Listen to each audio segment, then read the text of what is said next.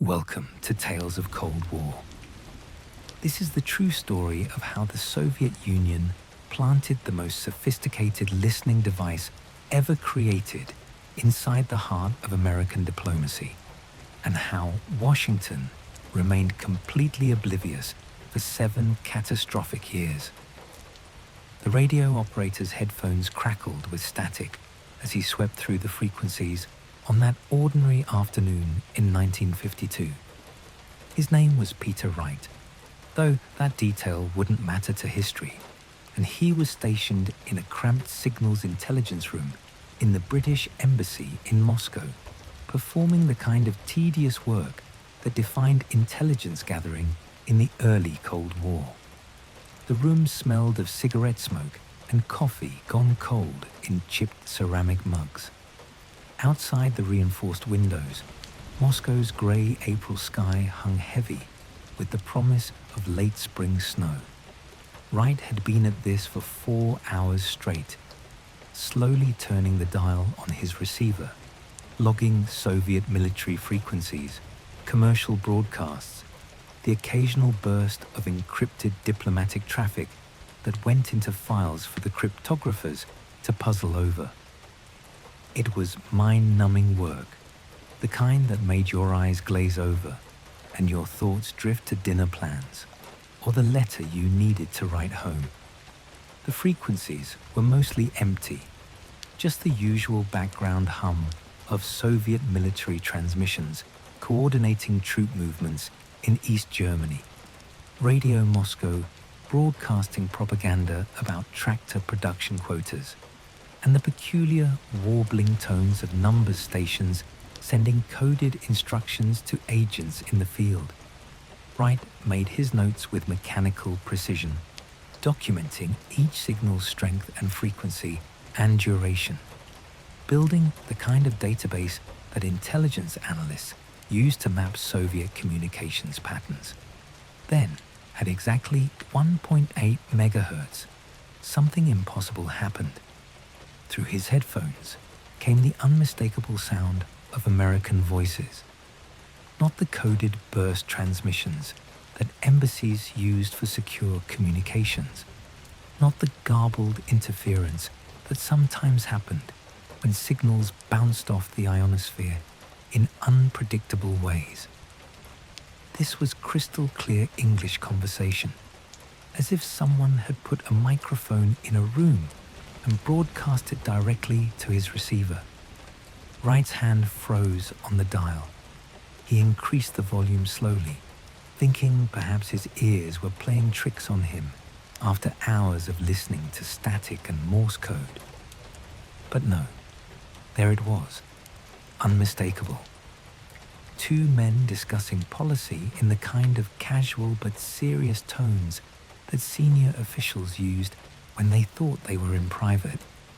He recognized one of the voices immediately because he had heard it dozens of times at diplomatic receptions, carefully enunciating toasts to Anglo-American cooperation, while Soviet minders watched from the corners of reception halls. It was George Kennan, the United States ambassador to the Soviet Union, the man who had written the famous long telegram that laid out the strategy of containment that now defined Western policy toward Moscow. Kennan's voice was distinctive, that slight Princeton accent mixed with the weariness of someone who had spent too many years in Moscow, watching the Cold War freeze into permanent hostility. The British operator sat frozen, his hand hovering over the dial, afraid that any movement might break the connection to whatever he was hearing. The conversation continued, completely unaware of his electronic presence on the line. The Americans were talking about their negotiating strategy for upcoming talks with Stalin about the future of Austria, which was still under 4-power occupation, 7 years after the war had ended. They were listing their red lines, the positions they absolutely had to defend, their fallback positions if the Soviets pushed hard, the concessions they were willing to make to get a deal. It was a complete roadmap to American thinking, laid out in excruciating detail because the speakers believed they were in a secure environment. One voice, younger than Kennan's, was going through a list of Soviet demands point by point, assessing which ones Washington might accept and which ones were non-starters. The conversation had the texture of a final strategy session before a crucial meeting, the kind where you make sure everyone is on the same page before you sit down across from your adversary. And someone else was clearly listening too. Wright realized, with a creeping horror, that he was hearing an active transmission, which meant somewhere in Moscow, Soviet intelligence was receiving this same feed, recording these same words, analyzing these same American strategies before the ink was even dry on the official position papers. The operator's blood ran cold as he fully comprehended what this meant. Somewhere in Moscow, the Soviets had managed to bug the American embassy so thoroughly that they were intercepting conversations in real time from what should have been one of the most secure rooms in one of the most security-conscious embassies in the world. But that should have been impossible. Everyone in the intelligence community knew the Americans swept their embassy for listening devices constantly. They had the best counterintelligence specialists in the world, trained at places like Fort Meade and groomed by the FBI's Technical Surveillance Division, checking every room, every telephone, every wall cavity, every light fixture, every piece of furniture. The Americans were paranoid about security, which was entirely reasonable given that they were operating in the heart of the Soviet police state. The technology to transmit voices over radio frequencies required certain basic components that every counterintelligence specialist understood. Power sources to run the device, transmitters to convert sound into radio signals, wires to connect microphones to transmitters, and some method to get the signal out of the building without being detected. All of those components would light up like a Christmas tree on any competent bug sweep.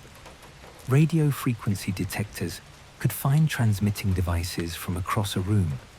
Physical searches would locate batteries and wiring. Yet here was proof, crackling through his headphones with perfect clarity, that somehow the Soviets had beaten them all. They had planted a device that the Americans couldn't find, that transmitted clear audio without being detected, that had apparently been operating long enough for the Soviets to consider it a reliable source. The implications made Wright's hands shake as he reached for the secure telephone to call his supervisor. If the Americans' Moscow embassy was compromised, what did that mean for British security? What other impossible devices might the Soviets have developed? What other assumptions about electronic surveillance were about to be shattered? Before I tell you what happened next and how this device became the most legendary espionage tool of the Cold War, tell me in the comments, what time is it where you are right now, and where are you watching from? To understand how this catastrophe was possible, you have to go back 7 years to a moment when the world looked entirely different, when the future seemed uncertain but still malleable, when the lines that would divide East and West for the next half-century were still being drawn. August 1945. The war in Europe had been over for 3 months, since the Wehrmacht's unconditional surrender in a schoolhouse in Reims, and again in a ceremony in Soviet-occupied Berlin. The Nazi surrender had transformed Allies into something more complicated, partners locked in an uneasy peace that both sides knew couldn't last, but neither was quite ready to abandon. The atomic bombs hadn't yet fallen on Hiroshima and Nagasaki, though the Manhattan Project scientists at Los Alamos were making final preparations for the strikes that would end the Pacific War and usher in the nuclear age.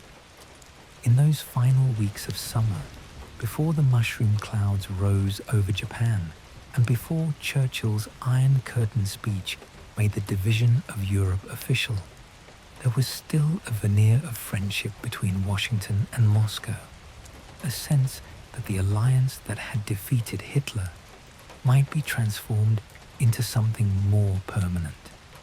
The Soviet Union had sacrificed more than 20 million people to defeat Hitler, a number so staggering that it almost defied comprehension. Entire cities had been leveled, whole regions depopulated, the industrial heartland of Ukraine and Belarus turned into scorched wastelands by the Wehrmacht's systematic destruction during their retreat. American Lend-Lease aid had been crucial to the Soviet war effort, supplying the Red Army with hundreds of thousands of trucks, locomotives, aircraft, and millions of tons of food and ammunition that had kept Stalin's forces in the field when domestic production had collapsed under the German onslaught. The two countries had been brothers in arms, or so the official line went from both Moscow and Washington. Roosevelt had believed, perhaps naively, that he could work with Stalin, that the wartime alliance could be maintained through personal diplomacy and mutual respect. Truman, who inherited the presidency when Roosevelt died in April 1945, was more skeptical but still willing to try cooperation before resorting to confrontation. The Potsdam Conference in July had been tense, with Stalin pushing for control over Eastern Europe and Truman pushing back. But they had reached agreements on the occupation of Germany and the prosecution of war criminals. There was still hope in some quarters of both governments that the inevitable tensions could be managed through negotiation and compromise. In Moscow, the American embassy was housed in Spaso House, a neo-classical mansion that had once belonged to a Russian industrialist named Nikolai Viktorov, before the revolution swept away the old order and installed the Bolsheviks in power. The building was elegant but drafty, filled with high ceilings that echoed with footsteps and ornate woodwork that spoke to the craftsmanship of pre-revolutionary Russia. Chandeliers hung in the main reception rooms, their crystals dusty and some of their bulbs dark, because replacement parts were hard to come by in wartime Moscow. The heating was unreliable, leaving the staff bundled in sweaters during the brutal Russian winters when temperatures dropped to -20 Celsius and the wind howled across the frozen Moscow River. But it had a certain grandeur that befitted America's representation in the Soviet capital, a statement that the United States was a power to be reckoned with, even in Stalin's domain. The ambassador's office was on the second floor, reached by a marble staircase that had been walked by Tsarist officials and Soviet commissars alike. The office itself was a large space dominated by a massive wooden desk that had probably been looted from some nobleman's estate during the revolutionary chaos of 1917 and 1918. The walls were lined with bookcases containing diplomatic histories, maps of Europe showing the new borders drawn at Yalta and Potsdam, and reference works that ambassadors consulted when crafting their cables to Washington.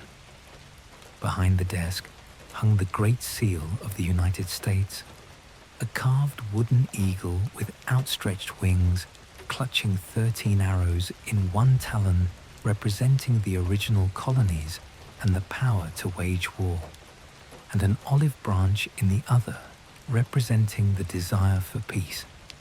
The eagle's head was turned toward the olive branch, symbolizing America's preference for diplomacy over force, though the arrows were always there as a reminder that force remained an option. The seal was about 2 feet across, carved from dark wood that had been polished to a deep luster, with intricate details in the feathers and a shield on the eagle's breast showing the stripes and stars of the American flag. It was a beautiful piece of craftsmanship, the kind of work that took genuine skill and hours of patient labor to create. Above the eagle's head was a banner with the motto "E pluribus unum," from many one, speaking to American identity as a nation forged from diverse peoples. The whole thing weighed perhaps 10 or 15 pounds, solid and substantial, mounted on the wall with brackets that held it securely in place. It was positioned so that every visitor would see it first thing when they entered the room, a reminder of whose authority they were dealing with, whose flag they were negotiating with, whose power stood behind the diplomat sitting at that desk. The seal had been a gift, presented with considerable ceremony and apparent sincerity in August 1945. A delegation from the Young Pioneer Organization, the Soviet equivalent of the Boy Scouts, had marched into the embassy with all the solemnity that Soviet propaganda could orchestrate. The young pioneers were children aged 10 to 15, dressed in their distinctive uniforms with red neckerchiefs symbolizing the blood of revolutionary martyrs and the commitment to building communism's bright future. They were the carefully scrubbed and rehearsed face of Soviet youth, taught to love Stalin as they loved their own parents, to memorize slogans about the inevitable triumph of socialism, to inform on their elders if they heard anti-Soviet sentiments at home. Their presentation to Ambassador W. Avril Harriman was designed to celebrate American-Soviet friendship, to show that even Soviet children recognized America's contribution to defeating fascism, to create a moment of warmth and humanity amid the growing political tensions. The children sang songs, probably something about peace and friendship between nations, their voices coached to hit the right notes of innocent enthusiasm. They recited prepared statements about how grateful the Soviet people were for American help during the war, how they hoped the friendship would continue forever, how they wanted to grow up in a world where Americans and Soviets worked together for peace. And then they presented the Great Seal, holding it carefully with small hands, offering it as a symbol of respect and affection from the youth of the Soviet Union to the representatives of the American people. Harriman had accepted it graciously, genuinely moved by what he saw as a sincere gesture of goodwill from the Soviet people, even if orchestrated by their government.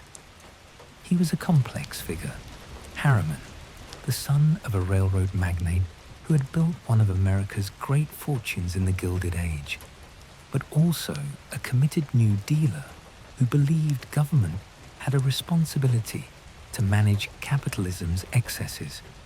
He had been ambassador to Moscow since 1943, appointed by Roosevelt to manage the crucial wartime alliance with Stalin. He spoke some Russian, understood the Soviet system better than most American officials, and had no illusions about Stalin's brutality or the nature of the totalitarian state he ruled. But he also believed in the possibility of coexistence, of finding ways for the two systems to compete without destroying each other.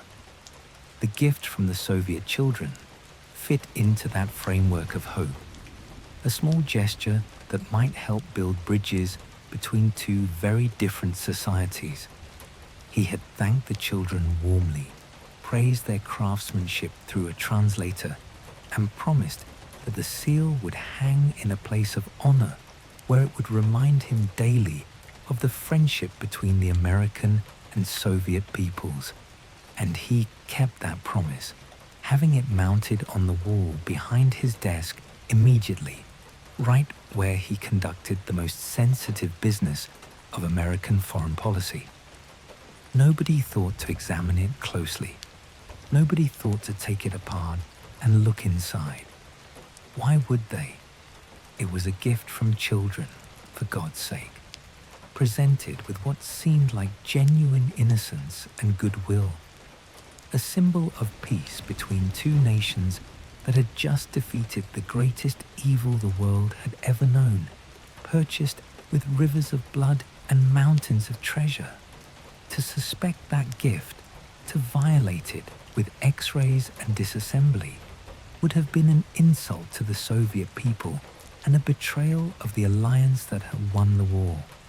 So it hung there, solid and beautiful and utterly trusted, while beneath its polished surface, Leon Theremin's brilliant creation waited in silent patience for the Soviet signal that would bring it to life. The security protocols at the American Embassy in 1945 were extensive, but built on assumptions that would prove catastrophically wrong.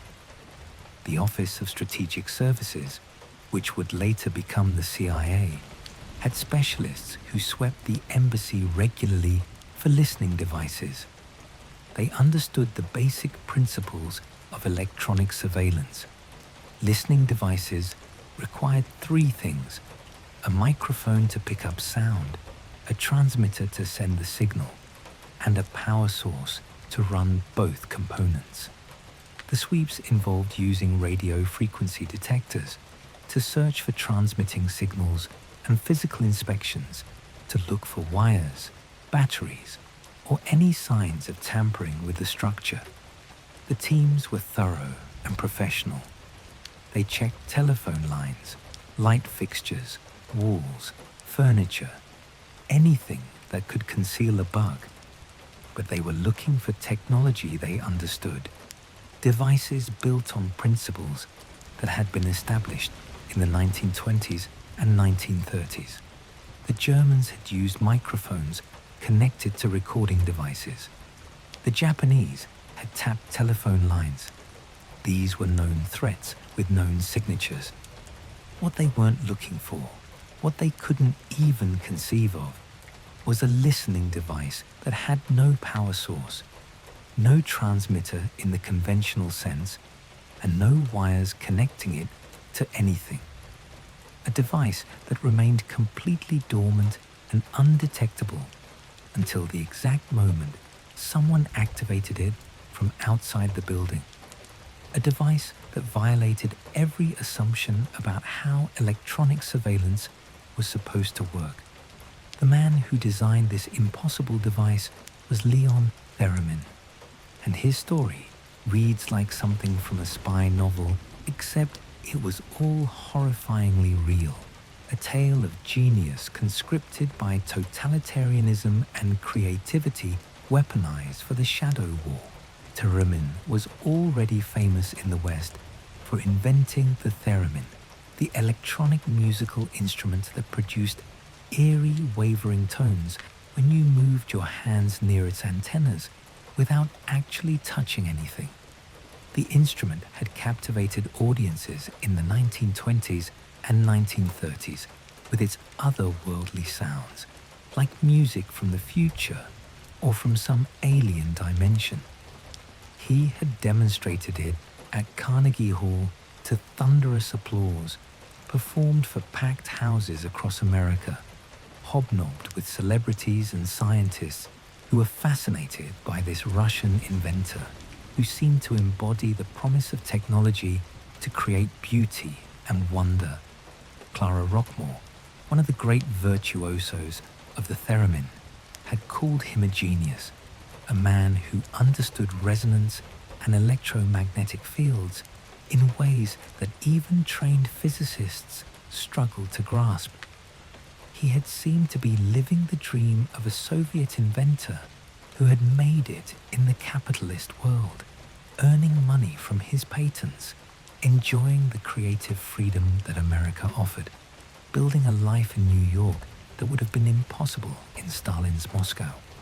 Then, in 1938, he vanished. The disappearance was sudden and mysterious, the kind of thing that spawned rumors and speculation for decades afterward. One day, he was in New York, working on new inventions and performing for audiences. The next, he was gone without explanation or farewell. Some accounts say he went voluntarily, summoned back to Moscow by a Soviet government that wanted his expertise for the war effort against Germany that everyone knew was coming. Others suggest he was kidnapped by NKVD agents, forced onto a Soviet ship at gunpoint, taken back to a country where refusing the state's demands meant death or worse. The truth probably lies somewhere in between, a combination of pressure and promise, threats against family members still in the Soviet Union, mixed with appeals to patriotic duty and assurances that his skills were needed to defend the motherland against fascist aggression. Either way, he ended up back in Moscow in 1939, just as Stalin was signing his non-aggression pact with Hitler and preparing for the war that would devastate the Soviet Union and kill tens of millions of its people. What happened to Theremin after his return was hidden from the West for decades, a secret that only emerged after the Cold War ended and Soviet archives began to open. He didn't go back to prestigious laboratories or concert halls. He was arrested almost immediately, charged with vague crimes against the state, the kind of accusations that could mean anything or nothing in Stalin's paranoid regime. The interrogators beat him, trying to get him to confess to being a Western spy, to sabotaging Soviet scientific progress, to any of the fantasy crimes that the NKVD used to justify its purges when torture failed to produce a useful confession. They sentenced him anyway to 8 years in a labor camp, one of the countless victims of Stalin's Great Terror that ground up millions of lives in the machinery of political repression. But Theremin was too valuable to waste in the frozen hell of the Gulag camps, where ordinary prisoners died by the thousands from starvation and cold and exhaustion. Instead, he was sent to a Sharashka, one of Stalin's special prisons, where scientists and engineers worked on classified projects under the constant threat of execution if they failed to produce results. The Sharashka system was brutally efficient in a way that only totalitarian states could achieve, taking brilliant minds and forcing them to work for the state under conditions that made them desperate to succeed, knowing that useful work might earn slightly better rations or a marginal reduction in sentence, while failure meant transfer to a real labor camp where survival was measured in months. Theremin's Sharashka was located somewhere in the Moscow system, the exact location still classified or lost to history, but probably in one of the industrial districts where factories and research facilities were guarded by concentric rings of security. The building would have been nondescript, maybe a former warehouse or factory converted to hold prisoners and their workshops, with barred windows and guard towers and all the grim architecture of the Soviet penal system. Inside, scientists and engineers worked at benches alongside their captors' equipment, designing weapons and surveillance tools and electronic systems that would give the Soviet Union an edge in the coming war. The work was classified, conducted under strict security protocols that forbade any communication with the outside world, any hint that these projects existed. Theremin's specialty was electronic devices and resonance, the principles that had made his musical instrument possible, and the NKVD, which handled both domestic security and foreign intelligence operations in those years before it was reorganized into the KGB, recognized immediately that those same principles could be weaponized for espionage. They put him to work on listening devices, ways to intercept conversations without the target knowing they were being monitored, technology that could give Soviet intelligence an advantage over their Western counterparts, who they assumed were doing the same thing to Soviet facilities abroad. The device Theremin created for the American embassy operation was so elegant in its simplicity, so radical in its departure from conventional thinking, that Western intelligence analysts would spend years trying to understand how it worked, conducting experiments and writing technical reports that filled classified files at Fort Meade and Langley. It had no power source whatsoever, no battery or electrical connection to any external supply. This was the first radical departure from everything that Western counterintelligence specialists understood about listening devices. Every conventional bug needed power to operate its microphone and transmitter, which meant batteries that had to be replaced periodically, or wires that connected to the building's electrical system. Those power sources were the Achilles heel of listening devices, the signature that radio frequency sweeps and physical inspections were designed to detect. Theremin eliminated that vulnerability entirely by creating a passive system that drew its power from the very signal that interrogated it, a principle borrowed from radar technology, where reflected signals carried information back to the receiver. The device also had no conventional transmitter that emitted radio signals on its own, no oscillator generating carrier waves, no antenna broadcasting into the electromagnetic spectrum. Conventional transmitters were the other major vulnerability of listening devices because they emitted radio frequency energy that detectors could pick up from across a room or even from outside the building. Security teams sweeping for bugs would use radio frequency detectors tuned to common transmitter frequencies, searching for the telltale electromagnetic signature that meant someone was broadcasting from inside a supposedly secure space. Theremin's design avoided this problem by remaining completely dormant until activated by an external signal, sitting in perfect electronic silence until the moment Soviet intelligence needed it to work. The physical construction of the thing was deceptively simple once you understood the principles, though understanding those principles required knowledge that few people possessed in 1945. Inside the wooden seal, concealed within its carved body where the structural timber was thick enough to hide it, was a small, cylindrical cavity about the size of a lipstick tube, but precisely machined to exacting tolerances. Inside this cavity was a very thin metallic diaphragm, probably made of aluminum or some similar lightweight metal that could vibrate easily in response to sound waves.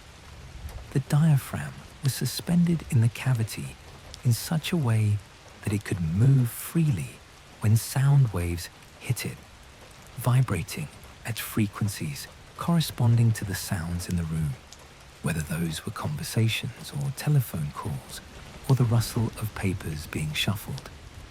This diaphragm served two functions simultaneously, acting as both a microphone to pick up sound and as one half of a variable capacitor whose characteristics changed in response to those vibrations. The physics of capacitance involves two conductors separated by a small gap, creating an electrical field between them whose strength depends on the distance between the conductors and the properties of the material in the gap. When the diaphragm vibrated in response to sound, it changed the gap distance ever so slightly, which changed the capacitance of the system in ways that corresponded exactly to the sound waves that caused the vibration. In isolation, that change in capacitance would mean nothing, just a piece of metal moving back and forth in a sealed cavity with no way to communicate that information to anyone. But here was the brilliant part, the innovation that made Theremin's design revolutionary and terrifying in equal measure. When a radio signal at a very specific frequency was beamed at the seal from outside the building, the cavity acted as a passive resonator, a concept from physics where certain structures will absorb and re-emit electromagnetic energy at particular frequencies determined by their physical dimensions and properties. The incoming Soviet signal, transmitted from a listening post that intelligence officers had established in a building across the street from the American embassy, would hit the resonant cavity and bounce back like a radar reflection. But unlike a simple radar reflection that just bounces off a solid surface, this reflection was modulated by the vibrations in the diaphragm. The changing capacitance caused by the sound-induced vibrations altered the characteristics of the reflected signal in subtle but measurable ways, essentially encoding the sound information onto the reflected radio wave. Soviet receivers tuned to catch that reflected signal could then demodulate it, extracting the sound information and converting it back into audio that could be recorded or listened to in real time. It was pure physics, elegant and simple once you understood the principle, but requiring no electronics inside the device itself, except for the carefully designed resonant cavity and the vibrating diaphragm. The technical implications of this passive design were profound for both intelligence operations and counterintelligence. Because the device had no power source and no active transmitter, it would remain completely invisible to every detection method that Western counterintelligence used in the 1940s and into the 1950s. Radio frequency sweeps, which were the primary method for finding listening devices, worked by detecting electromagnetic emissions from active transmitters. The thing emitted nothing when it wasn't being actively interrogated by the Soviet signal, so RF sweeps would find nothing suspicious. Even if a sweep happened to be conducted while the Soviets were actively listening, the incoming Soviet interrogation signal would just look like background radio frequency noise, the kind of ambient electromagnetic energy that existed everywhere in an urban environment, from commercial radio stations and military communications and all the other sources of RF energy. The reflected signal was so similar in character to the incoming signal that it wouldn't stand out as suspicious unless you knew exactly what you were looking for and had sophisticated equipment to detect the subtle modulation that carried the audio information. Physical searches would fare no better against the thing because there were no wires to find, no batteries to locate, no obvious electronic components that would reveal the device's purpose. The cavity and diaphragm were hidden inside the carved wooden body of the seal, invisible from the outside, accessible only by removing the backing in a way that would have seemed like destroying a diplomatic gift without cause. Even if someone had taken the seal off the wall and looked at it closely, they would have seen well-crafted woodwork, nothing more, unless they had specific reason to suspect it contained a surveillance device and were willing to disassemble it completely to find out. The Soviet intelligence apparatus that supported the thing's operation required significant infrastructure and technical expertise to pull off successfully. The KGB, which had evolved from the NKVD by the late 1940s as Stalin reorganized his security services, understood exactly how valuable this capability would be and devoted serious resources to making it work reliably over the long term. They had to position their equipment close enough to the American embassy to beam the activating signal at the seal and receive the modulated reflection back, which meant setting up a listening post somewhere with direct line of sight to the ambassador's office on the second floor of Sparso House. They found or created such a post in a building across the street, probably requisitioning an apartment or office space that had the right geometry, and installing their equipment behind walls and windows that looked ordinary to external observation. The installation would have included a directional transmitter to beam the interrogation signal at the specific frequency that would activate the resonant cavity in the thing, probably something in the VHF range that could penetrate the embassy's walls without too much attenuation. The transmitter's power levels had to be carefully calibrated, strong enough to activate the device from across the street, but not so strong that it would cause interference with other radio systems or draw attention from anyone monitoring the electromagnetic environment around the embassy. The receivers had to be equally sophisticated, sensitive enough to pick up the weak reflected signal and extract the audio modulation from it, filtering out noise and interference to produce clear, intelligible sound that could be recorded on magnetic tape for analysis by Russian-speaking intelligence officers. The operators who ran this listening post worked in shifts, probably teams of technical specialists rotating through around the clock to make sure they didn't miss important conversations, supported by translators and analysts who could make sense of what they were hearing and flag it for higher level review. The beauty of the passive system meant they could turn it on and off at will, activating it during office hours when important conversations were most likely to happen, and shutting it down at night or on weekends when the embassy was quiet. When they weren't actively interrogating the device, it gave off absolutely no signal whatsoever, no electromagnetic signature that any detector could find, no evidence that it existed at all. This on-demand capability gave Soviet intelligence enormous operational flexibility because they could choose when to listen based on when they thought something important might be happening, maybe ramping up their monitoring during known negotiations or diplomatic crises, pulling back during quiet periods when the intelligence value wasn't worth the operational risk of having their equipment active. Even if American counterintelligence happened to do a sweep while the Soviets were actively listening, the incoming Soviet signal would just look like random radio frequency noise from any of the dozens of legitimate sources that existed in Moscow's dense, urban, electromagnetic environment.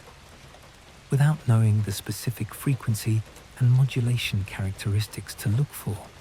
American security teams would have no way to distinguish the interrogation signal from background RF clutter. And even if they did notice something suspicious, they wouldn't be able to trace it back to the thing without understanding the physics of how passive resonators worked. For 7 years, from 1945 to 1952, this arrangement continued without a single American suspicion, without anyone in Washington or Moscow station raising concerns that something might be wrong, that American policy kept getting outmaneuvered in ways that suggested the Soviets understood American thinking better than they should have. 7 years of the most sensitive diplomatic conversations in the most important American embassy in the world, all of it transmitted directly to Soviet intelligence headquarters in Lubyanka, where analysts pored over transcripts and recordings looking for insights into American intentions and vulnerabilities. Think about what those 7 years encompassed in Cold War history, the crucial moments when the post-war world order was being established, when mistakes and misjudgments could set the course for decades to come. In 1946, Winston Churchill gave his Iron Curtain speech in Fulton, Missouri, declaring that from Stettin in the Baltic to Trieste in the Adriatic, an Iron Curtain has descended across the continent, warning that Soviet expansionism threatened to turn all of Eastern Europe into a totalitarian prison. The Americans were debating how to respond, whether to confront Soviet expansionism directly or try to maintain the wartime alliance through compromise and negotiation. Those debates happened in the ambassador's office in Moscow, with senior diplomats and CIA officers gathered around that massive desk, discussing whether Churchill was right about Soviet intentions, whether containment or engagement was the right strategy, what leverage the United States had to push back against Soviet pressure. The wooden seal hung on the wall above them, Leon Theremin's creation silently vibrating in response to every word, while across the street, Soviet intelligence officers recorded it all, taking notes on every American assessment, every fear, every proposed policy response. The Soviets heard the Americans conclude that Churchill was probably right, that Stalin had no intention of allowing free elections in Poland or Czechoslovakia or any of the territories the Red Army had occupied. They heard American officials debate whether economic pressure through Marshall Plan aid might work better than military confrontation, whether the Soviet economy was weak enough that denying it access to Western resources might force concessions. In 1947, President Truman announced the Truman Doctrine, committing the United States to support free peoples who are resisting attempted subjugation by armed minorities or by outside pressures, essentially declaring that America would oppose Soviet expansion wherever it occurred. The policy was shaped by reports from the Moscow embassy, by conversations where Ambassador Walter Bedell Smith and his senior staff analyzed Soviet intentions and capabilities based on their daily interactions with Soviet officials and their assessments of the mood in the Kremlin. Those conversations happened under the thing's silent observation, with Soviet intelligence recording every nuance of American thinking about where to draw the line against Soviet pressure. The Americans talked about Greece, where communist insurgents were fighting a civil war against the royalist government, supplied and supported by Yugoslavia and other Soviet proxies. They debated whether Greece was strategically important enough to defend, whether the domino theory they were developing had validity, whether losing Greece might lead to communist gains in Turkey and then the Middle East, and eventually the whole Mediterranean region. The Soviets heard these debates and understood exactly how the Americans were thinking about the strategic landscape, which gave Moscow the ability to calibrate their own support for the Greek communists, pushing hard enough to cause American anxiety, but not so hard that it would trigger direct American military intervention. That same year, Secretary of State George Marshall proposed the Marshall Plan to rebuild Western Europe's shattered economies, offering billions of dollars in American aid to any European country willing to accept it and participate in coordinated economic recovery efforts. The goal was partly humanitarian, helping allies and former enemies alike recover from the devastation of the war, and partly strategic, creating prosperous democracies that wouldn't be tempted by communism's promise of economic equality and social justice. The Soviets denounced it publicly as American imperialism, an attempt to buy influence and create economic dependencies that would turn Europe into an American sphere of influence. But they denounced it with the enormous advantage of having heard the private American discussions about what the plan was really designed to achieve, the frank conversations in the ambassador's office where officials admitted that, yes, this was about containing communism, about creating a Western bloc strong enough to resist Soviet pressure. The Americans debated whether to invite the Soviet Union and its Eastern European satellites to participate in the Marshall Plan, knowing Stalin would likely refuse, but wanting to force him to make that refusal public and obvious. The Soviets heard those debates, understood that the invitation was a trap designed to split Eastern Europe away from Soviet control or force Moscow to reveal its domination publicly. When Stalin forbade Czechoslovakia and Poland from accepting Marshall Plan aid, he did so knowing exactly what game the Americans were playing, having heard them discuss it in detail in conversations they thought were private. In 1948, Stalin blockaded West Berlin, cutting off all ground access to the isolated city deep inside the Soviet occupation zone of Germany, attempting to force the Western Allies to abandon Berlin or negotiate terms that would give the Soviets control over the whole city. The Berlin blockade was perhaps the most dangerous confrontation of the early Cold War, the closest the superpowers came to actual shooting war in Europe.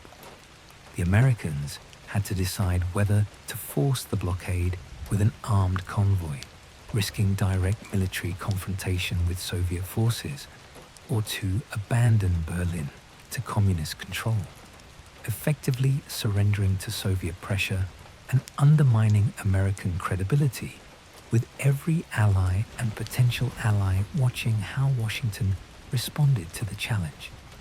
They chose the Berlin airlift, a massive operation to supply the city's 2 million people entirely by air, flying in food and coal and medical supplies on round-the-clock flights that landed at Tempelhof Airport every few minutes. The decision-making process involved countless hours of debate in the ambassador's office in Moscow, where American officials tried to guess how far Stalin would push, whether he really wanted war or was just testing Western resolve, what the Soviet military capabilities were for actually seizing Berlin by force if they decided to escalate. The Soviets knew exactly what the Americans were thinking because they were listening to every word through the thing.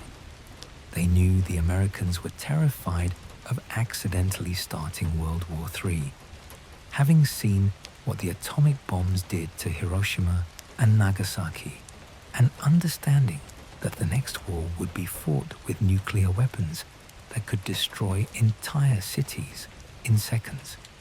They knew the Americans were equally terrified of looking weak, of giving Stalin a victory that would embolden further Soviet aggression and undermine the credibility of American security guarantees to Western Europe. That knowledge allowed Stalin to calibrate his pressure perfectly, pushing right up to the line without crossing it, knowing the Americans would flinch first rather than risk war. The blockade eventually ended with the Soviets backing down, reopening ground access to Berlin after nearly a year of Western airlift operations, proved that the city could be supplied indefinitely by air. But Moscow had controlled the entire crisis because they understood American psychology better than the Americans understood their own. Having heard every debate about where to draw the line, what was worth fighting for, what concessions might be acceptable to avoid catastrophe. In 1949, the Soviet Union tested its first atomic bomb, detonating a plutonium implosion device codenamed First Lightning at a test site in Kazakhstan, years ahead of what American intelligence had predicted. The American monopoly on nuclear weapons that had given Washington such confidence in the early Cold War evaporated overnight, replaced by the terrifying reality of a nuclear-armed adversary whose intentions were hostile and whose leader had shown he was willing to sacrifice millions of his own people to achieve his goals. American diplomats in Moscow scrambled to understand how this changed the strategic picture, what it meant for deterrence and containment, and the balance of power that kept the peace in Europe. Those conversations happened under the wooden seal, with Soviet intelligence recording every American assumption and fear and miscalculation for future exploitation.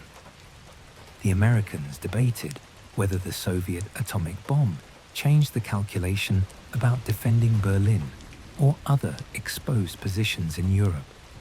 They discussed whether nuclear deterrence would work against Stalin, whether he was rational enough to be deterred by the threat of American retaliation, or whether his ideology and paranoia might make him willing to risk nuclear war. They analyzed intelligence reports about Soviet atomic production capacity, trying to estimate how many bombs Moscow had and how quickly they could build more, not knowing that some of that intelligence came from Soviet agents who were feeding them disinformation designed to shape American perceptions.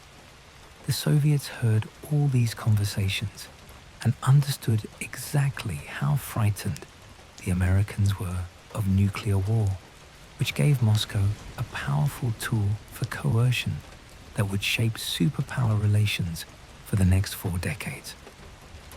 The Korean War began in June 1950, when North Korean forces, equipped with Soviet tanks and artillery, and backed by Stalin's explicit approval, if not his direct participation, invaded South Korea in a massive, coordinated assault designed to unify the peninsula under communist control before the United States could react. The invasion caught American intelligence by surprise, despite warning signs that should have been obvious, and the initial North Korean advance nearly pushed American and South Korean forces into the sea before General Douglas MacArthur's landing at Incheon reversed the situation. The United States committed to defending South Korea under the banner of the United Nations, leading to a brutal 3-year conflict that would kill millions of Koreans and tens of thousands of American and Chinese soldiers. the ambassador's office in Moscow became a critical channel for trying to understand Soviet intentions, whether Moscow would intervene directly if American forces approached the Chinese border, whether there were diplomatic off-ramps that could end the war short of total victory or total defeat. Every American position in those exploratory negotiations was compromised from the start because the Soviets knew the US bottom lines before they were even formalized in official communications sent to Washington. American negotiators thought they were being clever by holding back their real positions in the early rounds of talks, making the Soviets work for concessions, maintaining room to maneuver and bargain. The Soviets were hearing the real positions discussed in the ambassador's office in Moscow, then sitting across the table in Panmunjom or wherever negotiations were happening, pretending they didn't know, extracting additional concessions from Americans who thought they were being strategic. When American officials discussed their red lines about crossing the Yalu River or using atomic weapons, the Soviets heard those conversations and could advise the Chinese and North Koreans accordingly about how far they could push before triggering escalation. When the Americans debated whether MacArthur's proposal to bomb Chinese bases in Manchuria was strategically sound or dangerously provocative, the Soviets heard those debates and understood that Washington was deeply divided, that Truman and his civilian advisors feared escalation, while MacArthur and some military leaders wanted to expand the war. The intelligence advantage was so overwhelming that it verged on unfair, except in espionage. There's no such thing as fairness, only winners and losers, only operations that succeed and operations that fail. The security sweeps continued throughout this entire period, completely failing to detect the thing even though it was hanging in plain sight. The American specialists would arrive with their equipment, sweep the office thoroughly, check for radio frequency emissions and hidden wires and any signs of tampering. They would test the telephone, examine the light fixtures, check behind the paintings and inside the desk drawers. They would declare the room clean and move on to the next area, never thinking to take apart the wooden seal, because it was just a decorative gift from children, a symbol of friendship that predated the Cold War tensions. Even if they had examined it closely, even if they had taken it off the wall and looked at it under magnification, they might not have found anything suspicious. Theremin had designed it so well that the internal cavity was invisible from the outside, accessible only by removing the backing in a way that would have seemed like vandalism. The device had no wires, no batteries, no obvious components. It looked exactly like what it was supposed to be, a carved wooden eagle. The Americans were victims of their own assumptions about how technology worked, unable to imagine that someone could build a bug that violated all the established rules of electronic surveillance. The conversations that were compromised during those 7 years represented an intelligence coup of almost unimaginable proportions. Consider what happens in an ambassador's office on a typical day during the Cold War. There are meetings with senior staff to discuss diplomatic strategy. There are secure telephone conversations with the State Department in Washington, where the ambassador reports on developments and receives instructions. There are briefings from CIA station chiefs about intelligence operations in the Soviet Union. There are visits from other Western ambassadors comparing notes on Soviet behavior and coordinating responses. There are sessions where the ambassador dictates cables to be encrypted and sent home, laying out his analysis of Soviet intentions and recommending policy positions.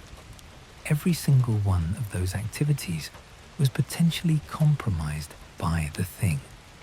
The Soviets couldn't hear the other side of telephone conversations because those were carried on secure lines, but they could hear the ambassador's half of the conversation, which was often enough to piece together what Washington was thinking.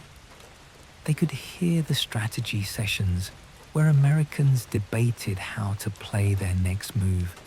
They could hear the unguarded moments when officials said what they really believed rather than the careful diplomatic language they used in official communications. Specific operations were betrayed because of what Moscow learned through the thing, though the full extent will never be known because Soviet records remain classified even today. Intelligence officers in the CIA's Moscow station would report back to the ambassador on their attempts to recruit Soviet officials as informants. Those reports happened in the office, with the wooden seal recording every name, every approach, every assessment of which Soviet officials might be vulnerable to recruitment. The KGB would then roll up those potential recruits before the Americans could even make their pitch, arresting them on fabricated charges or transferring them to positions where they couldn't be approached. The Americans assumed they were just unlucky or that their tradecraft was sloppy. They never imagined that their ambassador's office was broadcasting their every move to the people they were trying to spy on. Diplomatic negotiations were similarly compromised. When the Americans prepared for talks with Soviet officials, they would discuss their positions in the office, deciding what they could concede and what they had to protect. The Soviets would then sit down at the negotiating table, already knowing the American bottom line, able to push right up to it without giving anything up unnecessarily. The Americans thought they were being tough negotiators, holding firm on their positions. The Soviets were playing a different game entirely, one where they had already read the other side's playbook. The damage extended beyond just tactical intelligence to strategic understanding of American thinking. The Soviets heard how American officials talked about them in private, the contempt and fear and confusion that characterized Washington's view of Moscow. They heard the debates about whether Stalin was a rational actor or a madman, whether communism was a genuine ideological threat or just Russian imperialism in new clothes. They heard the Americans' assessments of Soviet military capabilities, usually overestimating Soviet strength in ways that drove US military spending higher and higher. They heard the discussions about how far the Americans were willing to go to defend their interests, where the red lines were, what threats were bluffs versus genuine commitments. This kind of strategic intelligence is gold in the Cold War because it allows you to calibrate your own behavior. If you know the Americans are terrified of nuclear war, you can threaten it more credibly because you know they'll flinch. If you know the Americans think you're stronger than you really are, you can coast on that misperception rather than actually building the forces you'd need to match their expectations. The thing gave the Soviets a window into the American strategic mindset that shaped their entire approach to the Cold War for years after the device was finally discovered. The discovery, when it finally came in 1952, was entirely accidental and had nothing to do with American counterintelligence competence. The British radio operator who stumbled across the transmission was performing routine signals intelligence monitoring, sweeping through frequencies to see what the Soviets were broadcasting. When he landed on the frequency that the thing used, he heard the American ambassador's voice and immediately assumed it was some kind of Soviet propaganda broadcast, maybe a recording they were analyzing for intelligence purposes. But the conversation kept going, discussing things that hadn't been made public yet, things that couldn't have been recorded in advance. The operator called over his supervisor, a more experienced intelligence officer who recognized what they were hearing. It was a live feed from inside the American embassy, which meant either the Americans were broadcasting their own conversations for some inexplicable reason, or someone had bugged their most sensitive facility. The British immediately contacted their American counterparts, sharing the discovery with a mix of helpfulness and barely concealed schadenfreude. The Americans, after all, had spent years lecturing other countries about their lax security practices. Now, it turned out, the Americans' own embassy had been comprehensively penetrated for the better part of a decade. The American response combined denial, panic, and desperate damage control. The first instinct was to assume the British had made a mistake, that they had intercepted some kind of training exercise or secure communication that they misunderstood. American counterintelligence specialists rushed to duplicate the British discovery, setting up their own receivers and tuning to the same frequency. They heard their own people talking, voices they recognized, discussing classified information in what should have been a secure environment. The panic set in as they realized the implications. If the Soviets had been listening since the seal was installed in 1945, then every significant conversation for 7 years was compromised. Every strategy, every assessment, every classified briefing. The KGB knew American thinking better than the Americans knew Soviet thinking, which explained a lot about why the Soviets had seemed so uncannily good at predicting American moves throughout the early Cold War. The next question was how to find the device without tipping off the Soviets that the Americans knew about it.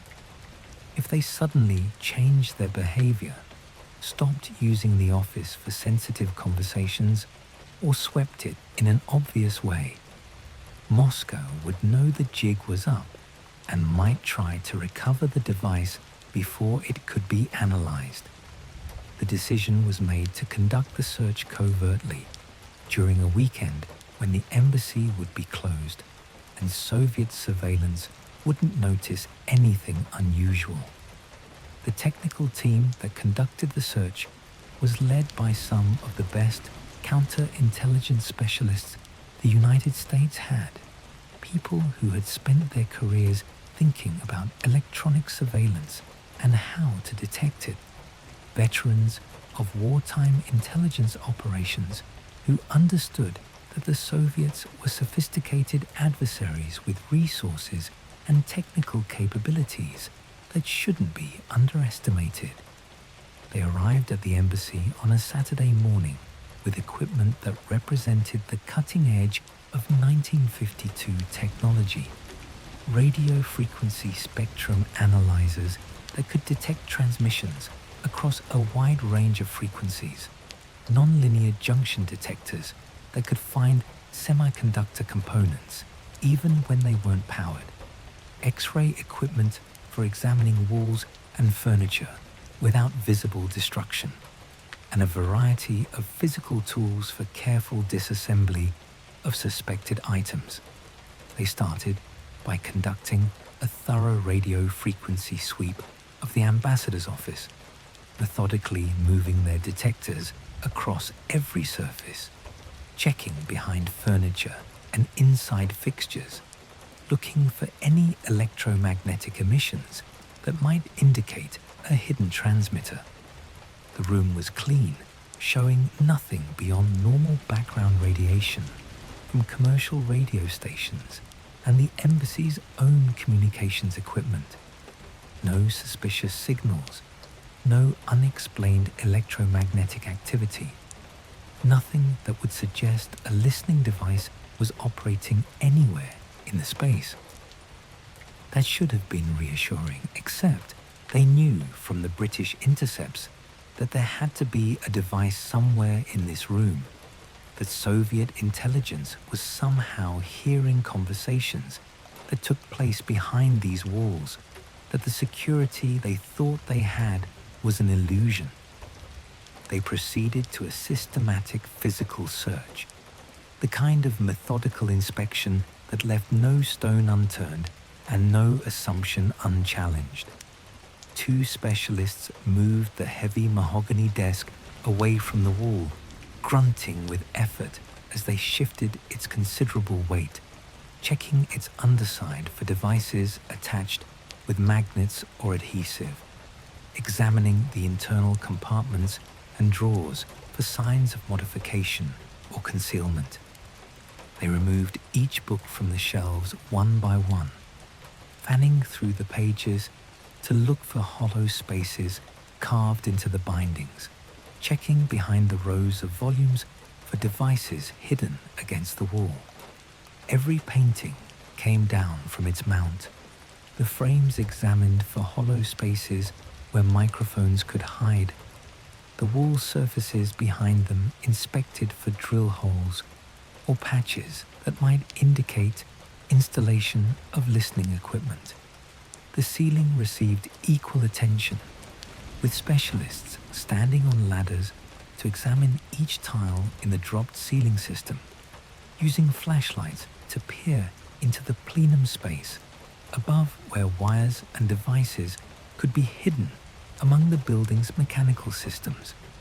They found dust, old cigarette butts that janitors had missed, evidence of mice, but no surveillance equipment. The wooden wainscoting that lined the lower portions of the walls was tested panel by panel, tapping to listen for hollow spaces, inserting fiber optic cameras into gaps too narrow for direct vision, checking for hidden compartments or cables running through the wall structure. The baseboards came under scrutiny, pulled away from the walls in several places to examine the space behind them. The electrical outlets were unscrewed and inspected, the wiring checked for unauthorized taps or devices connected to the power supply. Still nothing. Hours passed, with the team finding no evidence of the listening device they knew had to exist. The specialists grew increasingly frustrated, checking and rechecking locations they had already cleared, wondering if their understanding of electronic surveillance was fundamentally flawed. Then one of them, a veteran who had worked counterintelligence operations in Europe throughout the war, suggested they examine the decorative items more carefully. The large wooden Great Seal mounted behind the desk caught his attention because it was positioned in the perfect acoustic sweet spot, and because it had come as a gift from the Soviets, which should have raised suspicion from the beginning, despite the innocent presentation by children. They approached it with renewed purpose, taking measurements and photographs before carefully removing the mounting brackets that secured it to the wall. The backing came off reluctantly, held on by small nails that had been in place for years. Inside the hollow body of the carved eagle, they found it, the thing, a small cylindrical device about the size of a lipstick tube, nestled in a cavity that had been precisely carved to hold it. There were no wires leading from it, no battery compartment, no obvious power source. The specialists stared at it in confusion because It didn't look like any listening device they had ever seen. It was just a metal cylinder with a thin membrane visible at one end. They carefully extracted it from the seal, photographing it from every angle and documenting its position. Then they took it back to a secure facility for analysis, treating it like the intelligence treasure it was. The examination process took weeks because the device was so unlike anything in the Western intelligence inventory. Specialists from the Army Signal Corps, from Bell Labs, from the National Security Agency, all took their turns studying it, trying to understand how it could possibly work. The breakthrough came when someone had the idea to beam a radio signal at it and measure what came back. When they did, the device came alive, the membrane vibrating in response to sounds in the room, the reflected signal carrying the modulation. They realized, with a mixture of horror and grudging admiration, that the Soviets had invented a completely passive listening device, one that would be invisible to every detection method the West used. The strategic implications of the discovery were immediately apparent and utterly damning for American security practices. For 7 years, the Soviet Union had enjoyed perfect intelligence on American diplomatic thinking at the highest levels. They had known American negotiating positions before negotiations started. They had known American fears and assumptions and red lines.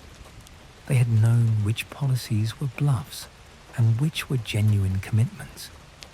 That advantage had shaped the entire early Cold War, giving the Soviets the confidence to push boundaries because they understood exactly how far they could go before the Americans would push back.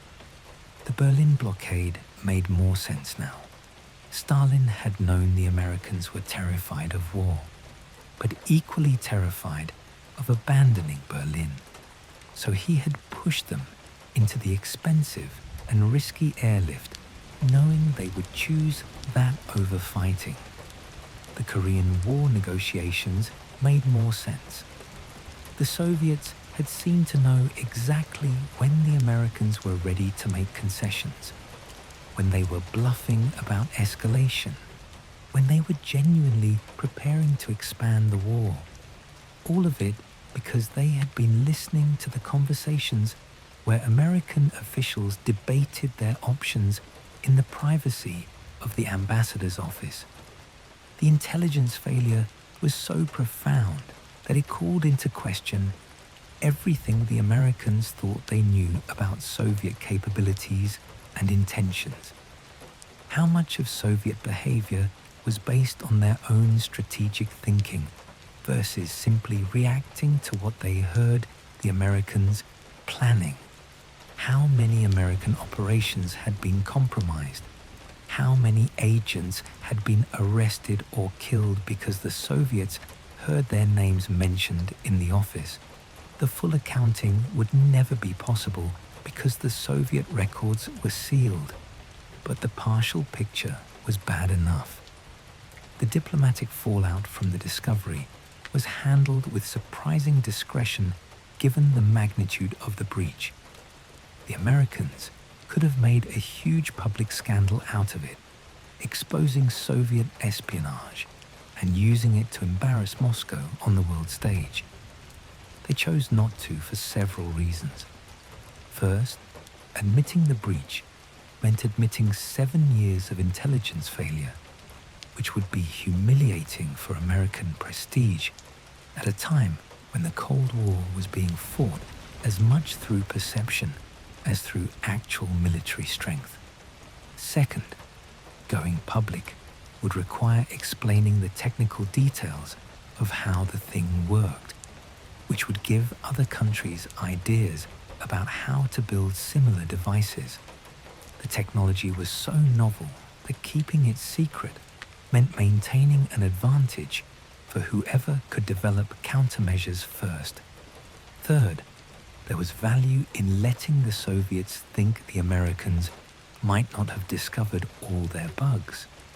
If Moscow believed the Americans were still partially blind, they might be less cautious in their intelligence operations, making them easier to detect. The decision was made to remove the thing and quietly notify the Soviets that the Americans knew about it, but to avoid making a public spectacle that would force both sides into confrontational postures. The notification came through diplomatic channels, a quiet message that was never officially acknowledged, but clearly understood.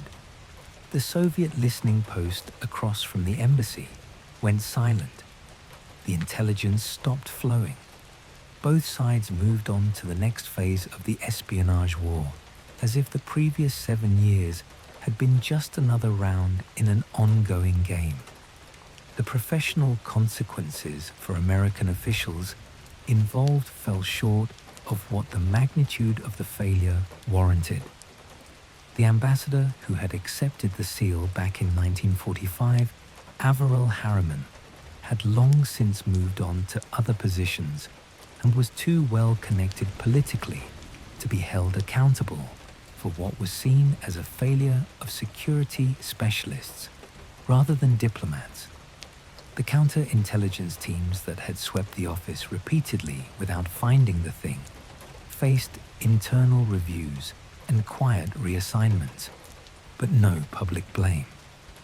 The CIA took the hardest hit in terms of reputation because they were supposed to be the experts in detecting and countering foreign intelligence operations. The fact that their Moscow station had operated for 7 years without realizing their own headquarters was bugged raised serious questions about their competence. Internal reforms were promised, new sweeping protocols developed, new technologies funded. The thing itself was classified, top secret, and disappeared into American intelligence archives, where it would remain for years before eventually being declassified and put on public display as a cautionary tale about technological complacency.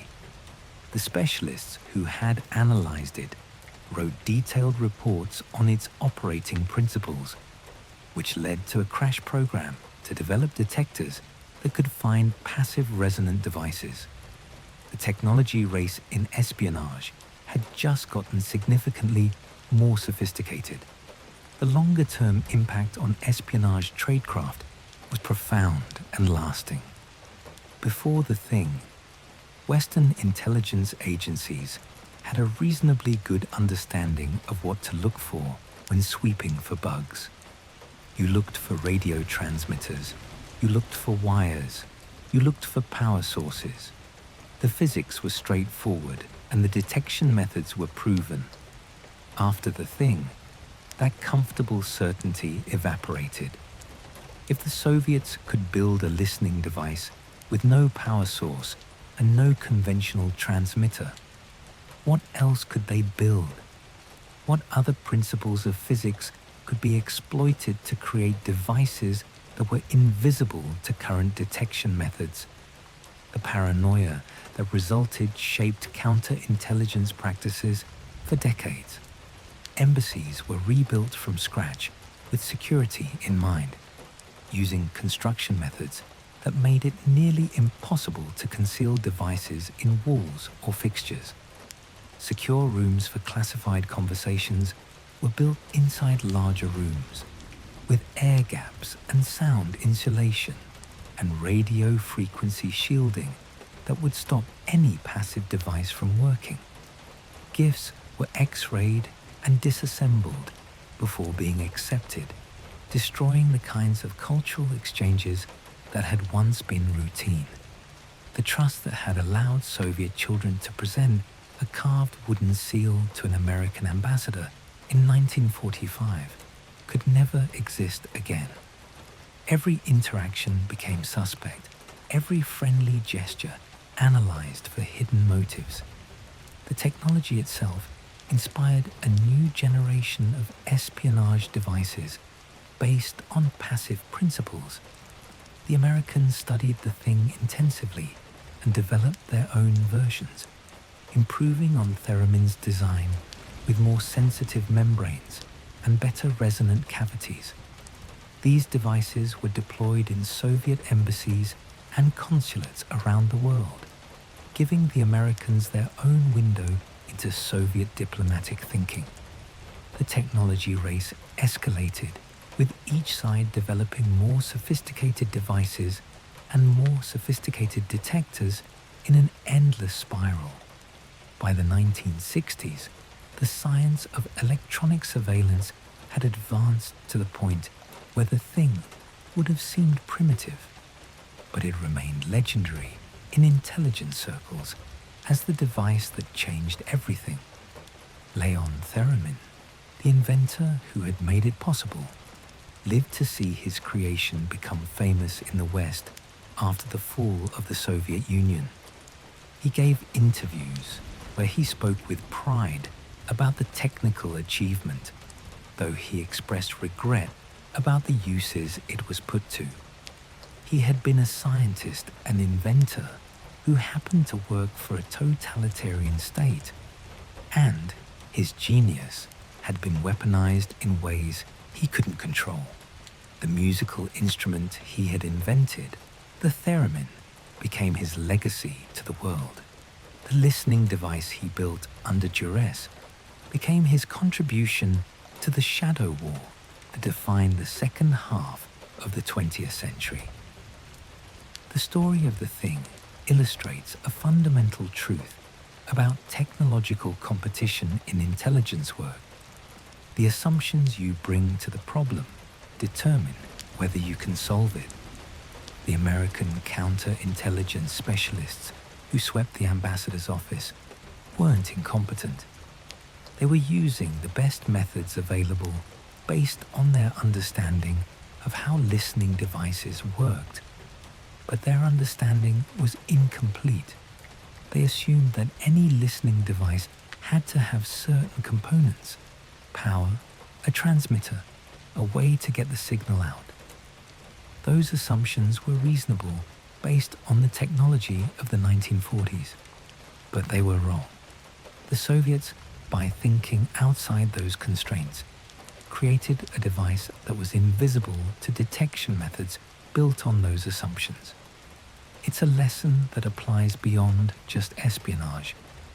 In any competitive field, whether it's military technology or business or science, the side that can reconceptualize the problem has an advantage over the side that's trying to incrementally improve within existing paradigms. The thing wasn't a better radio transmitter. It was a completely different approach to the problem of audio surveillance. American engineers eventually understood the principles and caught up, but they lost 7 crucial years because they couldn't imagine that the problem could be solved in a way that violated their assumptions. The geopolitical consequences of those 7 years shaped the early Cold War in ways that are still being analyzed by historians. The Soviet advantage in understanding American thinking gave them confidence to challenge the United States in ways they might not have risked if they had been operating blind. The Berlin blockade could have turned into World War III if Stalin had miscalculated American resolve. But he didn't miscalculate because he knew exactly what the Americans were thinking. The Korean War dragged on for 3 years of bloody stalemate, partly because the Soviets and their proxies understood American red lines and knew how to stay just below the threshold that would trigger massive escalation. The arms race accelerated because the Soviets heard American assessments of Soviet military capabilities and realized the Americans thought they were stronger than they actually were, which meant Moscow could save resources by letting Washington, overestimate the threat. None of these outcomes were predetermined. They were shaped by the intelligence advantage that the thing provided, by Moscow's ability to hear American decision-making processes as they happened. When that advantage disappeared in 1952, the dynamic of the Cold War shifted subtly. The Soviets became more cautious, less certain of American intentions, more prone to miscalculation because they had lost their window into American thinking. Some historians argue that the increased tension and near misses of the mid-1950s, including the 1956 Hungarian Revolution and the 1958 Berlin crisis, happened partly because Moscow no longer had the intelligence advantage they had enjoyed earlier. The human cost of the intelligence failure is harder to quantify, but no less real. How many intelligence officers were arrested because the KGB heard their names mentioned in the ambassador's office? How many Soviet citizens who might have cooperated with the West were identified and punished because their approaches were overheard? The Americans recruited informants in the Soviet Union throughout the late 1940s and early 1950s, trying to develop sources who could provide insights into Stalin's thinking and Soviet military capabilities. Most of those recruitment attempts failed, and many of the agents who did agree to cooperate were quickly arrested. American intelligence assumed it was just the harsh reality of operating in a police state where everyone was watching everyone else. The discovery of the thing suggested a darker possibility, that many of those failures were because the KGB knew about the recruitment attempts before they even happened, having heard them discussed in the ambassador's office. The agents who were arrested faced interrogation, torture, and often execution. Their families were punished with imprisonment or exile. The American officers who had recruited them lived with the guilt of knowing they had sent people to their deaths, though at the time they had no idea why their operations kept failing. Only after the thing was discovered did the full weight of those losses become apparent. The intelligence war wasn't just about stolen secrets and diplomatic advantage. It was about human lives destroyed by the technologies and tactics that both sides used without fully understanding the consequences. The legend of the thing has grown over the decades since its discovery, taking on an almost mythical quality in intelligence circles. It appears in training materials for counterintelligence specialists as the cautionary tale about technological complacency. It's studied by engineers designing secure facilities as an example of how clever adversaries can exploit unexpected principles of physics. It's cited by historians writing about the Cold War as evidence of Soviet technical sophistication and American overconfidence. The actual device, once it was declassified, went on display at the National Security Agency's museum, where visitors can see the small cylindrical object that caused 7 years of intelligence disaster. It looks unimpressive in its display case, just a metal tube with a thin membrane. Hard to believe that something so simple could have had such profound consequences. But that simplicity was the point. By stripping away all the components that Western experts thought were necessary for a listening device, Theremin created something that was invisible to detection because it didn't match anyone's expectations of what a bug should be. The Americans eventually developed detectors that could find passive resonant devices by sending out radio signals and analyzing what came back. The same principle the thing used, but in reverse. By the 1960s, sweeping for bugs meant flooding a room with radio energy at multiple frequencies and carefully measuring the reflections to see if anything was modulating the signal in suspicious ways. It was an arms race, as it always is in intelligence work, with each side developing new capabilities and the other side developing countermeasures.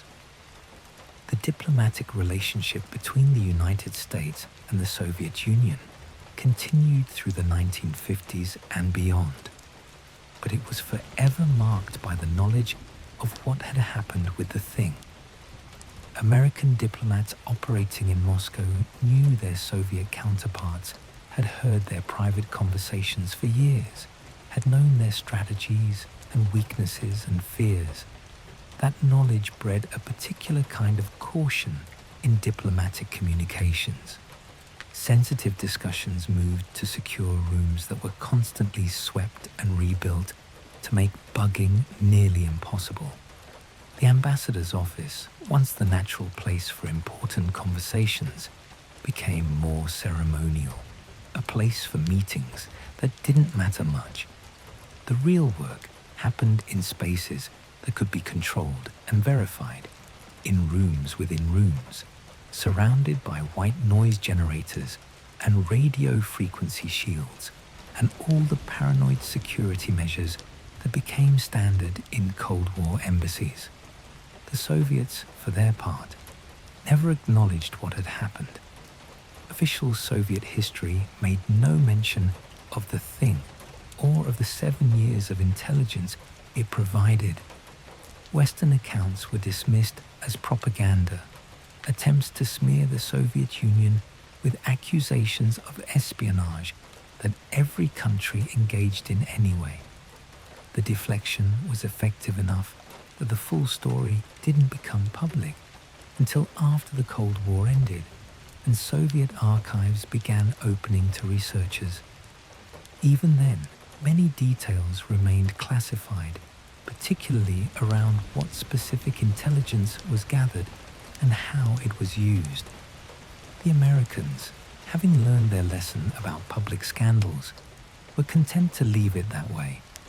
The thing became a secret that both sides knew about, but neither wanted to fully discuss. In the end, the story of the thing is a story about hubris and assumption. The Americans assumed they understood the technology of electronic surveillance well enough to protect themselves against it. That assumption cost them 7 years of secrets and strategic advantage. The Soviets assumed, incorrectly, that their technological surprise would remain undetected indefinitely.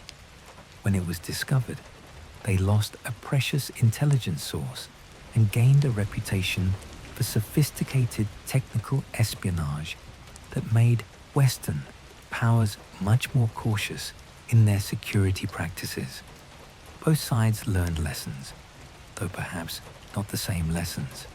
The Americans learned to be more paranoid, to assume that any surface could hide a listening device, to trust nothing and verify everything.